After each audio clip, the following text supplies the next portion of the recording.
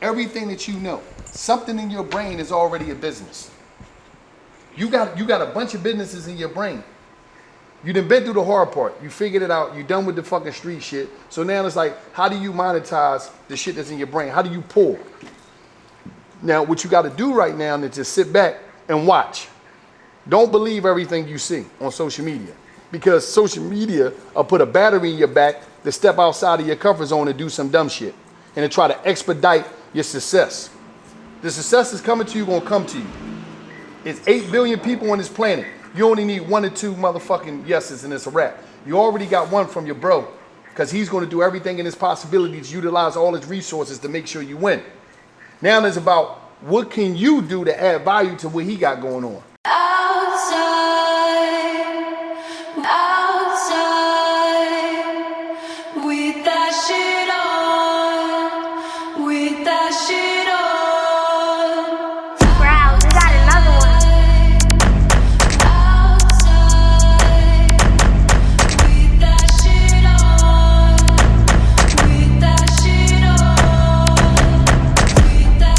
You don't need to thank a nigga when y'all getting fresh.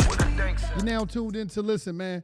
This is Artist to Artist. Listen, man, a conversation that need to be had. This is the show. It's going down. Listen, I got my co-host right here, Jim Jones. Exactly. It's going down, man. We listen. This is the conversation that need to be had, man, and for many different reasons. You know, from all type of artists to artists.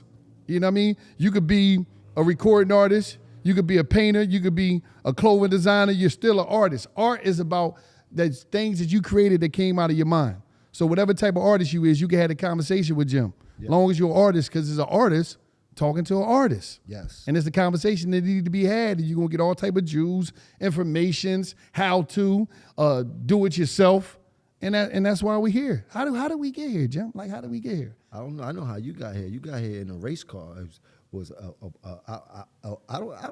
That's a very expensive race car you run around. Man, you know, I just work hard to try to do my best. That's what you get when you work hard. Yeah, you just got to work hard, man, and connect with people, and it's easily to happen. Like you got to think about it. You worked hard, and you got this. I'm trying to think of this multimedia facility. I'm talking about, like, you come in this place, and this place is vast. It's not huge. It's vast. You can record music. Mm-hmm. You can shoot a music video, green screens. You can shoot a movie in here. They got sets in here. It's a dance studio. It's a podcast studio. We might even shoot Star Wars in this joint. I don't even fuck, like, I'm talking. Like, you could shoot, Spike could come in here and shoot a whole film up in this joint. Got a block of storefronts for tourist attraction. Got everything. I'm talking about, so it's like, this just amazing. How did you get here, Jim? How did this happen? God. I would say it definitely has to be God, because this was not planned. I came to see a friend who's building a sports bar on the property. That visit led me to wanting to lease some space in here, and that conversation took a crazy turn very fast, and now I'm fully vested into just building and turning it into a multi-purpose content creation, media and broadcast facility on all levels, with a few other things. But I feel good. I feel God put me in this position for a reason. He knows I love to give and I love to help people, and I think to open up this facility is going to help people tremendously, especially people in the space. One thing is a cost to do all the streaming, gaming, and all these things. Is people don't have places to go. Besides the older people, I want to open this up to kids. So everything that we're doing here to make $1, I want to teach to the kids as a trade, whether it be cinematography, photography, construction, engineering, rapping, whatever that task may be that we're doing here to make $1, I want to be able to teach to the kids in the daytime. You know? So one thing I forgot is also event space. There's going to be shows here. Like, if you want to do a show, you come here, you can book the space out just like you get a venue, you throw some hard tickets on Eventbrite, whatever, or however you want to do it. Yeah. You got a whole event space in here where you could be performing in this joint too. So whatever it is, but like, hold up, is this? I'm tripping. I be thinking this is my show. This is not my show. This is Jim's I'm just watching. I'm letting you go. This is Jim's show, and I'm just tripping. All right, so how did you? First of all, it's like this. How did you stay here this long? Meaning, how did you stay in the game this long? What was the ingredients, the longevity into the game of culture? And it's not just about music, fashion, like everything. You was just all over the place. But you was all over the place. But no matter where you was at, how was you able to stay relevant all this time? Like what do somebody need to do? Oh man, besides God, this game definitely ain't built on luck.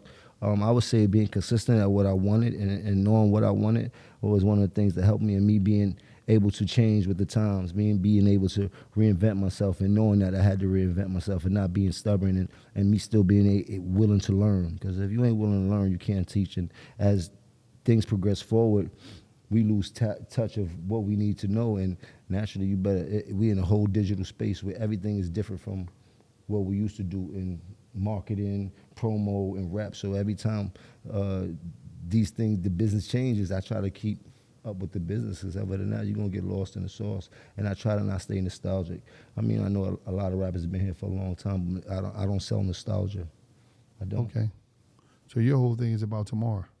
100%. I always try to stay future forward and one step ahead of the game. And I've been doing pretty good since the beginning of my career. Like, I'm a visionary, is like what I like to tell people above all. And I've learned that in my recent years as I started to see everything that I envisioned that came to life. And the vision that I have here is no different than anything else coming up. So I'm excited for this next journey with this building and what I'm bringing to the people and what we're creating. And I'm gonna keep creating. Why is when in your life health became so important? Because you be working out like you in a prison yard. Like, you know how, and the reason I say prison yard, because it's a consistency. It's every day. When you in a cello, know what I'm talking about. When you in a joint, you ain't got nothing else to do but work out. You don't be missing the workout. Like, where did that come from? Years of discipline, years of doing it, but it's part of the discipline now for me. Like, it's a little bit more than just working out. It's a mind frame. It's a mind frame for me every day. It keeps me calm, keeps me humble, keeps me whole. It's the best thing you could do at living life to your longest expectancy. And it's therapeutic. It's very big. It's therapeutic. I've been doing it for a long time. When I was younger, I would do it for the vain reasons, to look good, of course. And as I got older, I realized that what it does for you in life is one of the best things you can do. You can't drink this. You can't. This is something you got to do by yourself. You can't cheat it. You can't go get a BBL. You can't go get you got to really work to live it, to live long. And one of the ways to do that is by staying in shape. How many deals did you have? In my Music, time? yeah, music deals. Because you said $7 million worth of game, and I think it went over people's head. How many deals did you have? At one time, or just all together? All together. Man, well, Koch, I manipulated Koch in so many ways. I had like 4 or 5 different deals at Koch at one time. I had a label deal at Koch, my solo deal at Koch. I also was the A&R over there at Koch. Then I was doing a lot of videos over there. I was getting checks from all over Koch. And then at Warner, and this is simultaneously while I'm at Warner also. So as I'm an executive at Warner, not only executive, I'm a record label owner. I think I had got the Sony deal. God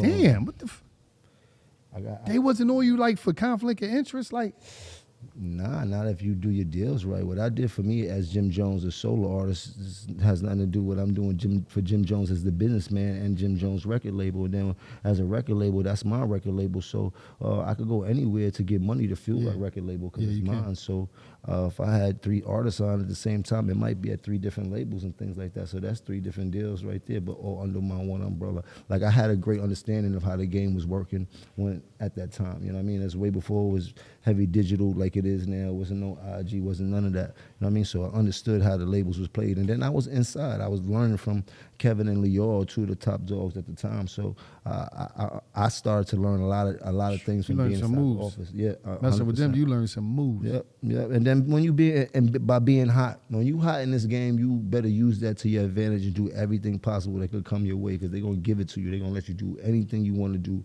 as long as you hot. In the top 100 rappers of all time, what number is you at? Me? Yeah. The top rapper, 100. No, the top 100. What number? Like we got some heavy hit. What number? Where do you land in the top 100? For me personally, I don't really care about the top 100. But for me, as like if we really talk about the top 100, I would definitely have to be there, somewhere on it. Where? Give me a number. Give me a number. I've seen everybody come and go. I've seen all your favorites come and go. They're not here no more. I was there when they was here, and I'm still here now. I'm still putting up numbers. I'm still relevant in the game. I'm still a thing in this game. Jim Jones has put in a lot of work. I need a number. You know what I mean? I don't know the number. You dig? All right, kid, let me just ask you this. Please just give me, at least tell me this. Is you in the 30s? Is you in the 40s? Is you in the 50s, the 60s? Where's you at? You got to give me, come on, man. You got to give me something. I'm up there. I would say where? 30s, 40s, 50s, 60s? 20. I would say 20s. Fuck that. Damn, you in front of a lot of people if you in the 20s. Yeah, but where they at? And not to say it like that, everybody had their era, and they might have did their thing in that era, and they might have sold shitload of records. But did they maintain? Or did they lose their fizzle, and slowly but surely we didn't see them no more? Or would you go to one of their concerts right now if they put a flyer out? Can they, you understand what I'm saying? Like, what, and not to say like that, did they music leave a strong enough, you know what I mean? Like you dig, and we all love nostalgic records, we sing them all but in the realm of things, you heard, like, how we doing this? Like, how we gauging this? And where we gauging this at? And who's gauging this? Because we gauging it from what, just rap? Or we gauging it from the whole thing? From who the rapper is and what the rapper has accomplished in this game and what the rapper has done and how much influence the rapper has. If we talking about all that, yeah, I'm up there. All right, now let me ask you this question. Okay, you was out at the time where people had to buy your CD. Facts. Buy the CD, take all that stuff. Mm-hmm. Okay. We never have no measurement on this. And this, I was talking to somebody the other day.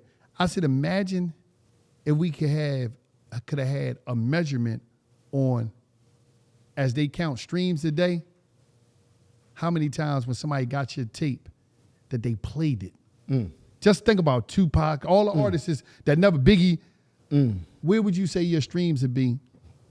Total streams. If we could just measure. Like, people don't think about that, because this is what I try to tell people. And I was talking to a little homie the other day. I was like, Neff, you got to understand this.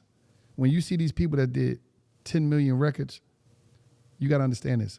Somebody had to get out their house, get on a bus, or get in their car and go to a store, wait in line, buy the tape. It was a thing. And then leave. And then they got to hope somebody don't steal a tape, because you got a homie. We always had homies that still take people tapes out of the car. I was one of them. 100%. I cuff your tape real quick. You know what I mean? So you got to worry about that. And then we got to think about how many times your music got played based off of the homie that you got the one homie that as soon as he get a joint, he make a couple copies on the double cassette joint, or he burn the CD and pass it to his homies. How many plays it got? So when you think about music and you think about sales and you think about streams, that was totally different. 100%. You know what I mean? So it's like you went from getting $20 for a CD, $17 a CD, to it went to $1 a song, to now it's not even $1 a song. Right. I don't even know how that happened.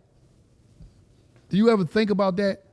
I mean, I think about it all the time, but we think about it math-wise, like, you know. That's crazy, though. How many plays you got when nobody was counting the plays? How many people rolled by in a car, banging it, like going crazy over it? How many clubs played it? Played it. Bars played it. How many barbecues They didn't played count it. It It wasn't getting counted. So now you see it, it's like, damn, you look at this game, it's like, damn, the physical is like, but shout out to those that's selling physical. There's people out here printing physical is a thing. It's a thing. People are still making money off the vinyls. People are still they're starting to sell CDs now. Like, nostalgia is a big business. Yeah. No matter what, you know what I mean? And as much as I like to say I don't sell nostalgia, I'm still a nostalgic artist, because I come from the era in the 1900s, you know what I mean? So you dig? So it's great, because I sell a lot of that. You heard? Yeah. We sell all type of diplomat clothes and merch and all that type of shit. So it worked for us. How do you feel when you see a company like Supreme get sold for billions of dollars, and y'all was the first ones on the poster? Like y'all was the first. Did y'all even have a clue what was going on at that time? Nah, we wasn't worried. We was more worried about money than anything. How much they gave y'all? I think it was like 12 or 15 grand a piece to take like less than a half an hour worth of pictures. Damn. And that's still an iconic picture. And that was a few of us, so it wasn't like it was just, so they might have cashed out like 50 grand, and I think it was like, was Zeke there or however it was? I mean, it was. Did you ever imagine that y'all had that much influence to start a movement like that? When you win it, you know, but you don't know.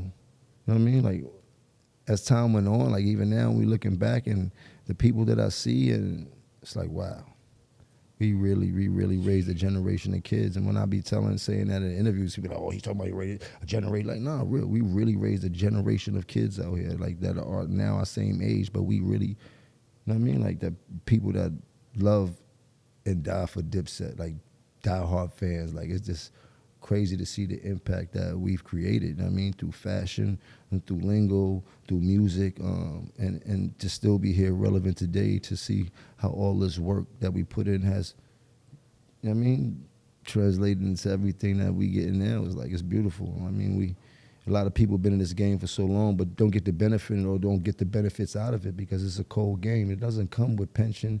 It doesn't come, there's no union here. There's no 401k. They don't give you none of that. You know what I mean? So a lot of people don't have the financial literacy or the financial mastering that we needed to maintain the money, you know what I mean, and the lifestyle. And I've seen it happen all too often. I'm just grateful to be able to not be one of those people that figure out a different lane that I can stay relevant and maintain a lifestyle that I love to live and keep doing what I'm trying to get done is the mission. I'm here to finish the mission. What was, I can't say better, and I'm not going to say easier, but on the business play, when we talk about scalability and the quick of executing quicker, being solo or Dipset, what was more impactful to you did you believe? More impactful Yeah, was definitely Dipset. As a whole, can't beat that, the impact of that. But that is what led for all of us to be impactful on our own right. That's why we all was able to have platinum solo careers and things like that because of what we all built together as diplomats. If you're talking to a young person right now, because we live in a world where as though it's a lot of people that want to do music, but everybody want to do it by themselves. What would you tell the young people about the power and the importance of being in a group? Oh, support system is everything. Ain't nothing like having a great support system and being in a group. That's just that. There's no way around it. It just happens like that. There's no way around it. It just happens like that. You know what I mean? And it's more than one person, so it spreads out. It spreads out like that. You know what I mean? So it's just a lot of benefits of working with people, and then it has a lot of benefits of you being a solo artist also, because the freedom of being a solo artist, you can do what you want to do it when you want to do it. You can make those moves off impulse. You can't do that when there's a group. When there's a group, we got to bring it to the table, so we make sure everybody is on one accord before we make the move and things like that. You know what I mean? A lot of that is what we missed in diplomats. You know what I mean? We didn't bring a lot of things to the table because everybody wanted to start doing what they wanted to do because we was all powerful, rich, and famous and shit like that. And there's a lot of business coming at you. But I don't think we understood the power of the unity when we was moving. All right, now, was it easier to make a song though? Because you only got, that's back when you just had to drop a 16 apiece. For me? Oh, for the records? For the group. Oh, yeah, hell yeah. You fly through records like nothing because it's 3 people doing a record. It's done. Boom, bop, boom, bop. Everybody fighting to get in the booth at the same time. Like, how was y'all style? Was it like we pick a beat and then who do the hook? Was it like? It just happens. Everything happens organically still to this day. There's nobody that's one person that has one job when the beat come on. It's like whoever jumps up and be creative and get in there, that's pretty much the wave we was following. You know what I mean? I consider you a Harlem historian. Can I say that? You definitely could say that. All right. I got 2 major Harlem questions, right? Okay. Let me let that go. And I need you to be brutally honest. Okay. I need the top 5 Harlem rappers of all time. Why do everybody do this? I need to hear this. I did this the other day. I need to say Big L. Without a doubt, Big Al.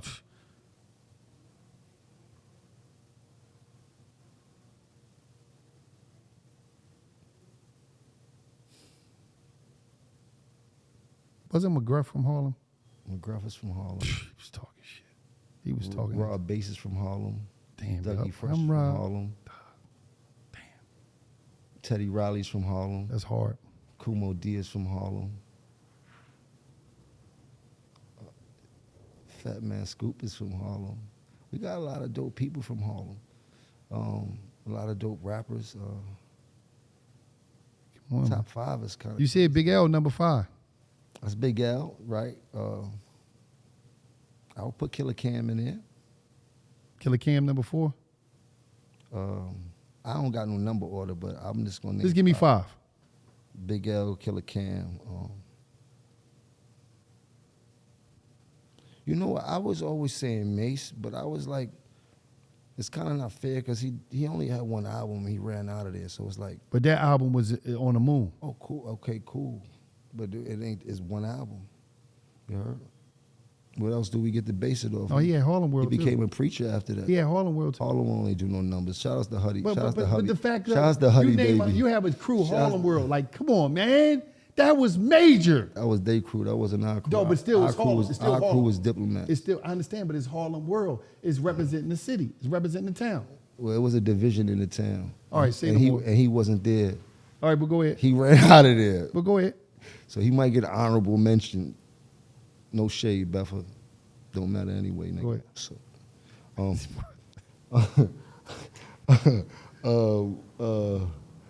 I gotta put Teddy Riley in there. No, bro. I said rappers.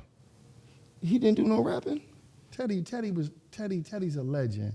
But I said Top 5 rappers. We gonna go top 5 rappers. Okay, top 5 rappers makes it different. It makes a difference. So, Dougie Fresh. I would say Dougie Fresh. I gotta put Dougie Fresh up there. All right. Dougie. It Say just- what?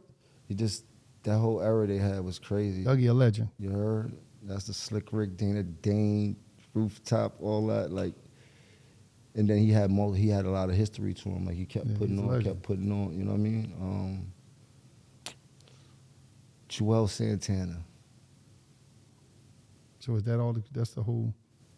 I'm not even putting myself up there. You only said 4. You said I Big put Al, Herb Cam, McGruff up. I put Herb McGruff up there. Paul McGruff a bit. No Diddy. You ain't putting Diddy in there. Nah, that's crazy. You gonna bring my man Diddy up? No Diddy. See, it's a all right. So I love Diddy, but you know, so it's an argument in Harlem. That he that wasn't goes- a rapper. No, because he's from Harlem, but then he's also from Mount Vernon. So it'd be like a argument in Harlem a lot of times and Oh shit shit! like that. You I heard? don't know nothing about that. You dig? But he's definitely a Harlem representative. But yeah, Diddy got somebody got to come off. All right, now this is gonna be the last question. I'm gonna leave off with this.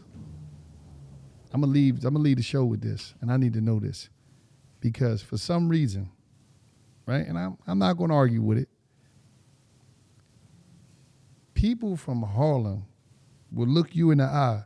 Everybody else on the planet Earth, if you're on Mars, if you're in Jupiter, if you're in China, if you're in Africa, if you're in Canada, Australia, a person will look you in the eyes and will tell you right there, Harlem is the flyest human beings that ever existed in life. 100,000%. They will tell you that, right? Who the 5 flyest motherfuckers that ever walked the city of Harlem? The 5. Man, woman, whoever. The 5 flyest motherfuckers that ever hit Harlem. 5. In my opinion. 5, period. 5. The people should know about these people because they believe that like, who is these 5 people that just, I know you're going to say Dapper. He in there. Dap got to go on the list. No matter Without a what. doubt. He's in there. Matter of fact, But it's different because Dap wasn't the flyest individual. He was making all the fly clothes. but Dap is a manufacturer of fly. So That's he what I'm might trying to go, say. he might go in That's what I'm the, saying. So I'm saying Right. it's like, how do we? Because Dap is like he's like bird off the Harlem. Like it's not like really just him. Like coming out. He's a like, department store of Yeah, himself, that's what so I'm he saying. by So himself. like he just Don't- like don't yeah, put him- we gotta put him on the list. Yeah, the Who- 5 should be in his department. give me store. people that we don't even know about, that the world need to know about. 365 God bless his soul. Hands down, flyest dude ever to walk the streets of Harlem. And who else? That's one. Shit, I don't even really Yeah, talk shut- about niggas after E. But I'm saying it's got to be a girl. It got to be like you got to give these people props that we don't know about that the world should know about from Harlem. Damn, there's so many people. Let me see who was like. Oh man, see, I grew up. My man Champ used to get stupid fly. Light used to get stupid fly. See, I grew up around a bunch of hustlers that used to go crazy. Niggas just buying fits every day. Cool G closets, iceberg closets. Like, fashion is real tough in Harlem. Like, it's a hard. I thought you was a Harlem historian. You told me, man. I mean, we need to know about these people that was posted up in the corner stores that was just fly for no reason on a Wednesday. Champ was definitely fly for no reason. If you know anybody know Champ from downtown. All right, well, who the women? The women, back in the day, what's up with Keita Black? Keita Black used to go crazy back in the day. She don't get the props she deserved. Okay, shout out to Keita. She was outside, but Keita Black used to get dumb fly. Chrissy used to get super fly. Okay, Chrissy. Who else in Harlem? Hold on, now you got me on the spot. Harlem historian. Hold on. Can't believe this, Jim. Can't believe, Jim. This is disappointing, Mr. Harlem, the Harlem historian. Because I'm thinking of the people that really got fly, not the people that just put that shit on. need one more. It's two levels to this shit. You know, I used to get crazy fly, but I think Shaka's from the Bronx. Where's Shaka from? But she used to always be in Harlem all the time. Light skin Shaka, she used to always have wild fly shit on back in the day. Cool G this, Cool G that. Where she from? Where the fuck was Shaka from? I don't know. I used to see her in Harlem all the time. All right, well, right now I know I'm gonna get a million calls like you ain't gonna say this, you ain't gonna say this. Yeah, that's why I put you on the The spot. Slick Sisters used to get fly. They was from my block. They used to always come outside with that shit on back in the day. They had a little group running around and shit like that, all the parties. Jim and gonna shit get like cussed that. out by one of them sisters in Harlem. It's a lot of ladies in Harlem that get fly, bro. Like Harlem is just a summertime thing, so it's hard to like single people out. You dig, but I'm just like Harlem overall is a fly place. There's a lot of competition. This week, one girl might have a championship. The next week, the next girl might have a championship. Then you got young girls coming up right now. Shout out to Lexi and all. It's a lot of different competition going on in Harlem. Then you got the baddies that's from Harlem that be going out. Like Harlem is just a fly competitive place, and there's a few people that stand out, and I give them their credit and things like that. I might not know their name and shit like that, but overall, I think we take the cake for fashion in around the country, but especially in New York City. I have this argument all the time and shit like that. I don't think no Shout out to other Harlem. place or borough wanted this shit like They that. just had a And great- I'm biased because I would consider myself the end all be all fly to come out of Harlem, but I don't feel like going through that. You're not in argument like you're not in that story. Huh? You're not in there. You can't put yourself in. Why not? I'm just saying we asking about the other people that we don't know about. I'm trying to get. Oh, so you know we about try- me? But Harlem I'm is a not. bunch. I'm just saying. I'm not talking about that.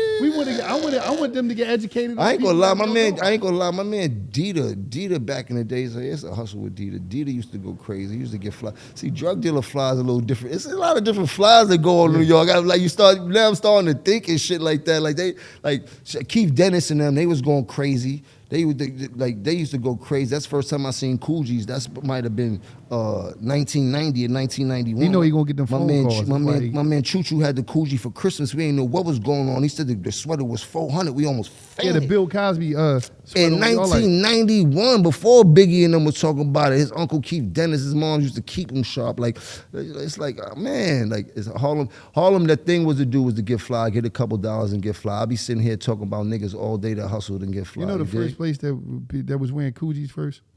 Here we go. Let me hear it. Philly. Bill Cosby. You seen Bill with it on. I'm gonna leave it at that. I ain't gonna talk no more. But listen, I want to know this too though. Shout out to Harlem. They just had a crazy basketball game. Did you just try to put 400 Philly? Did you try 400,000. to put your ballot in the box for I Philly just said as Coogee. one of the finest I said places? Coogee. Because it sounded like you just trying to try. I just said Coogee, but I listen. think you just try. No, You trying no, to put. let it go, I think you Jim. trying to slip the Yeah, Philly let it in go. I the said, fashion let it go. debate. Let it go. That's what I think you just trying to do. I just said Did you let try it to go. do that? We talking about Harlem right now. Okay, This okay, is a Harlem okay, conversation. okay, And I want to okay. say this. I want to say this. They just had a crazy community event in Harlem. Basketball game. They gave out like $100K. Yeah, shout out to the Queen of Harlem. Shout That out to shit was Michelle. crazy. I was like, damn, that's major. They did that around the Nah, country. they built. I watched the bill. I tournament up. That shit was crazy. And I want to ask you this last question, and I'm gonna get up out of here. If I go to Harlem and I pull up, I need 5 spots to eat at. 5. That's it. Don't be giving no honorable mentions. I need 5 spots that I could go eat at in Harlem. where the food is popping. Yeah. Come on, man. You keep talking this Harlem historian shit, man. I'm gonna give you the drug dealer spots that I No, used man, to go give me to, some- because I don't really Not go. back I in do the day. not. I'm talking about, come on. Right now, if I'm where I eat at the Spanish spot on St. Nick, Hun 12. Call somebody from Harlem right now, Jim. I'm telling you where I Need eat at. help. Hun 12 is saying they got Melba's. You know what I mean? They got on Hun 16th. They got the calling chicken and somebody from waffle. Harlem. Like I 'Cause don't be we gotta running get around Harlem. Harlem eating in everybody's I spot. understand, but- Shout out to the Row. I will say that I do run up to the Row. I do eat at the Row. You heard? Like they got some good food at the Row. My boys are on 39th and 7th Avenue. The Shark Bar. That's Lenox Avenue. They got some good food over there. You heard? I can't forget about the Shark Bar. T.O. was T.O.'s. That's that shit. T.O.'s. That's on Lenox Avenue. Ricardo's, definitely. I can't forget about Ricardo's. If you want to, is Dirty Kitchen still open? That was the breakfast spot. I don't really got to eat breakfast in the joint. Oh, and El Porto's. That's number one. You need to know El Porto's, because 9 times out of 10, when you want food in Harlem, it's usually really late, and the only spot to go get a bomb plate at 4:49 in the morning is El Porto's. I don't think I could go off of your list. All right. I just told you. Shark Bar, Duro, Tio's, El Porto's. You could throw a little Melba's in there if you fancy. How you doing, Smoke? I need some help. Smoke, I need 5 banging food spots in Harlem. 5 good food spots. In Harlem, yes. What kind of food? Any kind. I'm with Jim Jones right now. He don't know 5. He don't know 5 banging spots in Harlem. I just told you the that 5 spots Smoke. that I go to. Smoke. Capo, no. No, he don't. He told me Jim said, I don't know. Answer your Told you FaceTime. 5 spots. Jim said he don't know, I ain't- Smoke. Capo definitely no. No, he don't. Answer your phone. You don't. do Let me Lighthouse find too. out The another dude Lighthouse- from Harlem the don't know, Lighthouse Smoke. get busy too. Let me find out you another dude from Harlem that don't know where to eat at Because Harlem. we don't be, yo, bro, you putting us on the spot. We moving around. We just falling in spots, bro. Where- It's the where? town. He gonna name the same shit I named. Where? I'm with Jim. Give me 5 spots, man. Nah, that's my big brother, man. It's no Jim slander on my line, man. No, I'm not slandering Jim. I'm saying I what's need Jim 5 5 spots? spots to eat at in Harlem. I told him 5. He think I don't know. Yo, Capo, I know you told him Ricardo. Yes, I told him that. That's 1. Where else? The Melba's is another I one. told him that. All right, where else?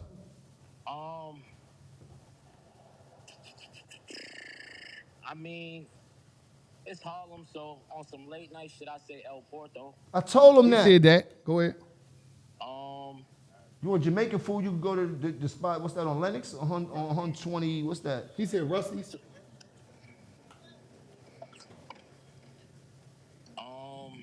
I gotta call some people from Harlem, man. He just told you 3 of the spots I told you. What you talking about? But Jim told me he started off, man, I don't even know. So he I'm just thinking started about naming it, corner bro. stores and shit, man. Like you get a Because little, I'm a hood booker. When I'm in the hood, Like, I'm doing hood shit, ratchet shit Harlem with my is a ratchet legendary friends. Nigga, Harlem fuck this is a nigga talk about. legendary spot. I'm not going to Harlem Some good worried about restaurants. no fine dining, nigga. I'm listen, I ain't saying falling fine in- dining, but I want to get a nice I'm platter. doing chopped cheeses when I'm in Harlem, bro. Oh, you get that from anywhere in This New what, York. this what I'm trying to tell you. You can't get that from anywhere. You can't I can get that from anywhere? food you trying to get from anywhere. I could go fancy anytime. Oh, he just said that. You said, what'd you say? What'd you say? Smoke? I said you can get a chopped cheese from anywhere, but it might not be good. Duh. It's definitely not going to be good. And you want to go to proper chopped cheese spot, then you got to go to Haji's on 110th and 1st. Let me That's ask you a where question, it though. started. Let me ask both of y'all Harlem boys a real question, and don't cap. What y'all taking, the chopped cheese or a Philly cheesesteak? Don't cap. Don't cap. Chopped cheese. You fucking lying, Jim. Y'all both, listen, you got a lot of history in Philly. And you, listen, let me just say that. You know why? You know why? Chopped cheese it's like 3 years old, man. That shit like 3 years old. Now y'all. It's not. Chopped cheese is not. Chopped cheese My like first 3. chopped cheese I had when I was 6 years old in first grade. Where the from fuck Haji's. was that at? I'm telling You the inventor of chopped cheese. Where the Haji's- fuck I was just told you, Haji's on 110th and 1st chopped Avenue. cheese? I mean, I thought that shit was like 3 years old, man. No, nigga. Right, that's a fact. I've been eating that since I was a kid too. What's wrong with you, Oh, bro? man, I don't know, man. Y'all eating chopped hamburgers, man. Y'all chopping hamburgers and What's shit wrong up. with you, bro? I'm a little listen, man. But listen, I will say I gotta apologize to Jim. Y'all did say the same spots, but I know it's more spots. But No, it's whatever. definitely more spots. Now, I'm not gonna say that Harlem is filled with food spots to eat at. We got seafood spots, He we said got it's not Italian spots, we got Jamaican spots, we got Haitian spots. Like we got famous chefs that's in Harlem. What's the spot on Lenox Avenue? Ain't nobody from the block in here and shit like that. The dude got the bowl spot, but I'm just telling you the spots that we frequent. If you from Harlem, we don't really do a lot of that. We hit all the hood spots, all the hood booker spots. That's what we do. That's what we like to do. That's Harlem. We do what Harlem do when we're in Harlem. That's a fact. But listen, Smoke, I appreciate you, man. I'm gonna catch up with you, man. Love you, my brother. Philly got a bunch of fancy restaurants. You're not gonna name one fancy restaurant. You're gonna tell me Ishkabibbles. You're gonna tell me some other spots. You're not gonna name no fancy spot. I'm gonna name a lot of spots, but I will say this. What fancy spots you gonna name it in Harlem? I mean, in Philly, in the hood. Remember, Harlem is the hood. No. In the hood of Philly. No. You heard? In the north or in the east. No, we got a lot of. You heard? A lot of dope spots. I know what you're saying. You heard? Like Harlem is the hood. Go to the hood in Philly and then tell me what spots I could go to in Philly. You right. I want to know. No, name them. Now you name them. Since you put me, no, you name. No. We in Philly right now. I'm by Meek Hood. I'm by Meek Hood.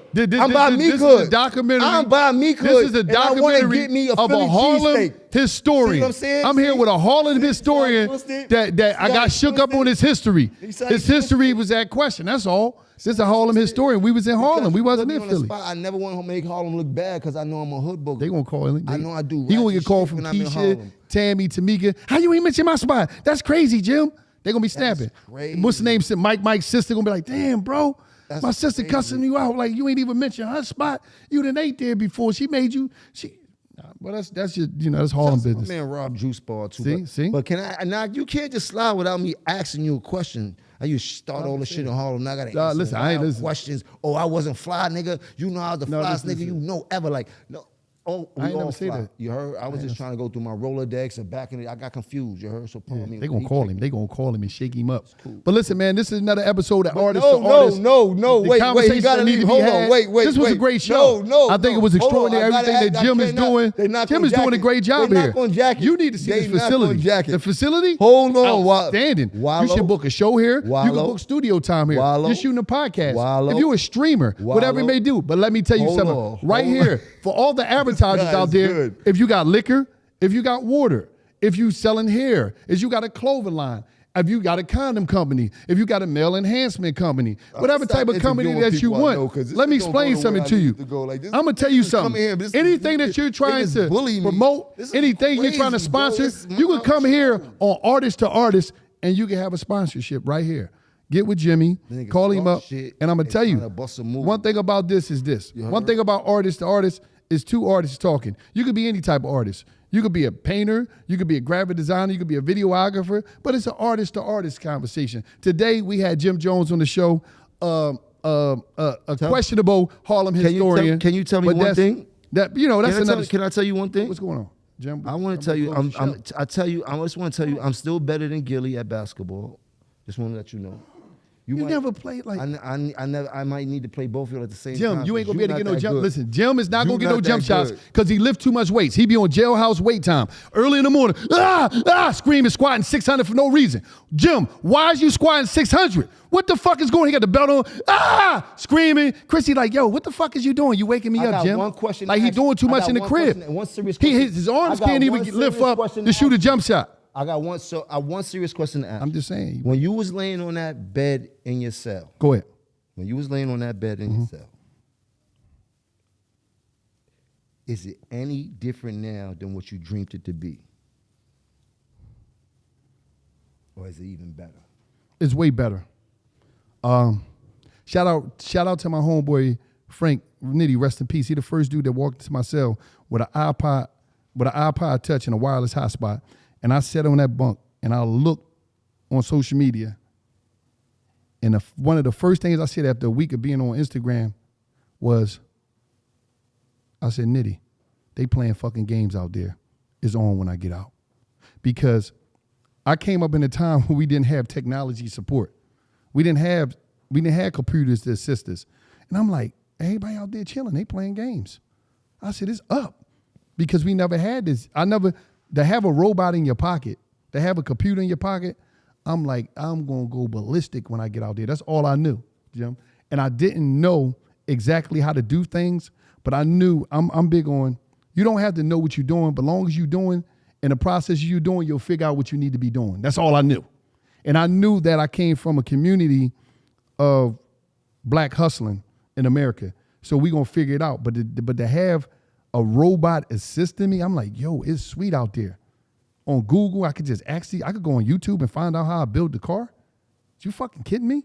I could fix the toilet just going up watching a YouTube video. Oh my God, I got all the support, anything I want to do. I just gotta talk to the computer. I said it's up. And that's all I had in my mind. And now we're here. And you think that more people in your situation could have the same outcome? I think when your alarm clock cut on, everybody's alarm clock cut on different times. And the alarm clock cut on is tell you who you are and what you can be outside of the street culture that was taught to us. We was taught that the only way. And you got to get out of that comfort zone of having street reactions.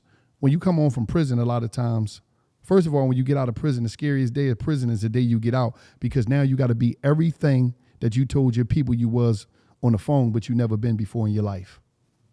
So there's a pressure of you scared because now there's going to be so much temptation coming your way. That's number one. So it's like, damn, can I be this person? So you got to first get home, go through the battles of having a street reaction. A street reaction is when hard times come, you go back to what you already know. Money problems, then let me hustle. Let me rob. Let me bust a move. Let me do a juke. So you got to battle that shit. Once you get past that, the sky's the limit. One more question before you get out of here. And let me figure out how to say this right. I know you've been away for a long time, right? And people go to school for a very long time and don't garner the success that you're having right now. Are you happy you went to prison? And not to glorify it, but was that the end all be all lesson you need to be where you at today? Or do you think you would have still been who you are today without going through prison? Prison saved my life. I know a lot of homies that died due to the fact of they didn't know who they was and who they could become. Prison gave me a time to sit down, to really connect and connect with my third eye, to be able to see who I am, where I come from, who I could become, and where I could go. I would have never known that in the streets because I'd have just been running around, busting moves, figuring it out. Because it's like this. It ain't no halftime shows in the street. The streets don't got no halftime shows. So by not having no halftime shows where other people cannot perform and you go and regroup and see what you did wrong in the first 2 quarters, you never get a chance to see what you did wrong. So you just living it all the way out until somebody put you down or the system stop you. But some way you might get stopped, but the stop that might happen, it might be a graveyard stop. And you can't do nothing. Or the stop that might happen on the prison side, you might put somebody down and you might be stuck in prison for life. So you never could regroup. Me, I was like what people don't understand about me is that I was an institutional baby. I did 5 years in the juvenile in my teenage years. And then when I was 17, I got sentenced in 19 after 52 years. I spent more time on this planet Earth incarcerated than I did free. This is the longest I ever been out of prison since I was 11 years old. February had me out at 9 years. But before then, I wouldn't stay out longer than a year since June 30th, 1990, when I first got arrested for a robbery. I was 11 for a couple days. So from that day all the way up, I would never stay out of jail for a year because I was one of them dudes, I'm not going to be out here and don't go at this fucking money. I'm going to bust a move. If I get locked up, so be it. Because jail was like, that was the home. I was already programmed and institutionalized at a young age, so I was like, fuck it. So at the end of the day, it's like, jail was it saved my life. You know, God will introduce you to destinations for a reason. And sometimes we try to question why we there. But that was the greatest thing that ever happened to me because it gave me that time out moment and it connected me with the possibilities and who I could be. And once I seen that, it was like, oh shit, I got a shot. So Wallo, stop playing games. Nanny, you lying to Nanny on the phone every year telling her next year you're going to be home because you don't want to tell her how much time you got. So she telling you, baby, I ain't going to be here and I'm going to make sure you cool when you come home, but I ain't going to be here by the time you get back. And I'm like, I got to make it out there for Nanny. You know, thanks to God, September 30th, Nanny be 91. And we out here. And the most important thing was, it wasn't about the money. It wasn't about nothing. the only thing that I had on my mind when I sat in that cell is I gotta get free. And for the first time in my life since I was a child, Nanny got to see me do right. And if she could see me do right, I won. That's the most profitable thing in my life. For Nanny to know that like she ain't gotta worry about me. I know how that feel. My grandmother didn't get to see any of my success, but I know how that feel. You know what I'm saying? I definitely want to commend you on your discipline and your will to be where you are today, because I got a lot of friends, brothers, family that all been down the road that you've been down, and some of them are still down the road that you've been down. And it's hard for me to tell somebody to change when there's really no opportunity, and sometimes I don't have the right words to tell them about what they can do for themselves, you know what I mean? And there's so many things that can change their life. So, and watching you and making your moves and things like that, and I know some of these individuals that I know that I hold dear to me are very smart and very charismatic, and I'm trying to tell them that there's a whole different world out here that you can attach yourself to and make a real living for yourself, something different than what we used to knowing and things like that, but way greater, and the benefits are definitely way greater. So, and I want to thank you for coming by with so short notice. I've been hearing you for the last couple of weeks to actually do an interview with you and Gilly, and you kind of flipped it on me today, and I appreciate that. I appreciate you having people like you that support everything that I've been doing so far. Every time I call you, you always respond. You always got advice, and you always throw a nigga the alley-oop. You don't hide the business. I don't know about to them, but for me, you always been giving me ups on what I should be doing, whether it's from digital, money plays. Like, you one of the few people that do that, so I appreciate that, man. And I thank you for having this conversation. Thank you for being on Artist to Artist. This is Wallo, ladies and gentlemen, and this is it, official rap. And I'm gonna say this to the brother Matrix that I talked to today. I meant that shit from the heart. It was no cut on that. It was all real. You could be anything you want to be out here. When you was in the street game, you had a vision of who you wanted to be in the street culture. And more than likely, you materialized that. Just imagine when you change that ingenuity, you change that discipline, and you change that hunger, and you change that fearlessness to over here. Nobody's going to be in your way. Nothing is going to stop you. So get out there. Your two kids you told me about, the one that's 11 and the one that's 25, build an unbelievable relationship with them and live for them and take the world over. But I will say this in ending. Jim Jones is a fake Harlem historian. That's it. That's all this shit is about. It's not rocket science. But once you realize that all the other shit is dead, once you got that component done, half of this shit is already done for you, that you realize, I'm not doing no crown no more, I'm done. Because now you can breathe, you can live, you ain't got to worry. Think about it. You removed a whole section of drama out your life. You remove the police looking for you, the man, FBI, whatever, all that shit, you remove that. So now you got to say to yourself, what am I going to do to bring value to what I got, to bring value to what bro got going on, and to create my own world out here so I can win. That's it. And it's not as hard as you think, because think about this. We grew up in the 80s and the 90s. We didn't have no digital assistants. Right now, you got robots that'll work for you. You got robots that will do everything you tell them to do right now. With this internet chat GBT, you got robots. You just got to get into your mind like, damn, what do I want to do? What do I need help in? And once you connect with that, bro, you're going to be unfucking stoppable, because it's easy. Because one thing I'm going to tell you that most people can't tell you, motherfuckers is lazy out here. They're waiting for some shit to fall out of the sky. They wait for another grown man to grab their hand and say, here, I got you. I'm going to take care of you. I'm going to help you pay your bills. I'm going to take care of the bills for you, your girl, and your kid. I'm going to take over all the responsibility as a man that you're supposed to have, and that your woman is looking for you to have every time you leave the house. Listen, I'm going to take care of that for you. And if I don't, I'm on some fuck shit. I'm a fake nigga. I ain't real. That's what they're going to do. So you got to be mindful of what you got going on, and you got to be mindful that everybody can't go, and everybody can't be around you, because some niggas going to see, damn, he home? They're going to try to ride off your wave and your energy and the love that you got. But the love that I'm giving you, or the love that somebody else is giving you, that's not for everybody else to have partnership in. So don't be all, everybody can't come around all the time. And there's going to be rooms that you're going to get invited to, you got to go by yourself. Because people deal with you and not them. And when people give you their number, they giving you the number for you, not everybody else. Because you got to get you on. And a lot of times motherfuckers come, no. Right now is a selfish game. You got to be selfish so you can establish who you are and who you trying to be. Anything outside of that, you're going to be done. All that squad, my team, man, get the fuck out of here. Because guess what? When you was going to the child hall, you ain't no squad, no team. Who was the squad? How many kids you got? 2. How old is it? 25 and 11. So the one that's 11 years old, you got to be figuring out how you're going to get that college tuition money together so they don't got to handle college loans when they come out of college.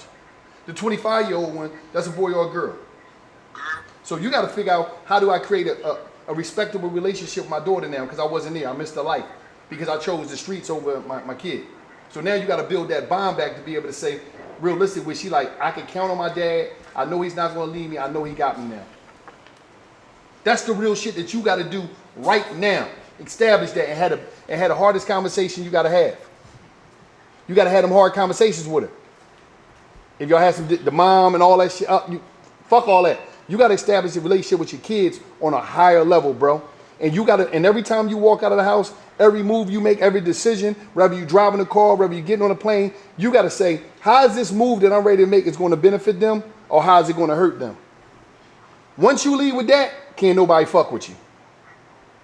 But everything you want to do is out here waiting for you. It's about if you want it and if you're willing to put the work in necessary. But one thing you cannot do, you cannot carry no other grown men. The moment that you think that you could put grown men on your back, when you put another grown man on your back and you carrying them around, that means you removed your kids off your back. That means, listen, the only plate that you could put food on, the only plate that you could take care of is them 2 fucking kids you got. The moment you put a man there, or you try to say, oh, I got you, bro. Yo, let me explain something to you. And I'm going to say the realest shit I can. Some of the dudes that you know that was in your life, you know why you was dealing with them? Y'all had criminal connections. Y'all didn't have the intellectual connections. So the criminal connection, if that's not in your life no more, that can't stand on nothing no more. What is it standing on? All right, we both did crime together. We both was trying to go to jail or get killed or whatever. I'm not on that no more. So what connection do we have?